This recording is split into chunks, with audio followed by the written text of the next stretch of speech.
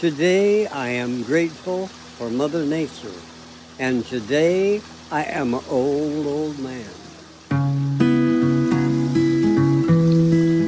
Hello friends, today is the final day of our gratitude countdown, my last day of being 99 years old. Jack, if you could come back as an animal, what do you think it would be? That's a good question. I think I would want to be an eagle and fly the sky. Jack, you've always been close to Mother Nature. Always, as a little small boy, I was close to Mother Nature. Many times she was a better friend to me than humans.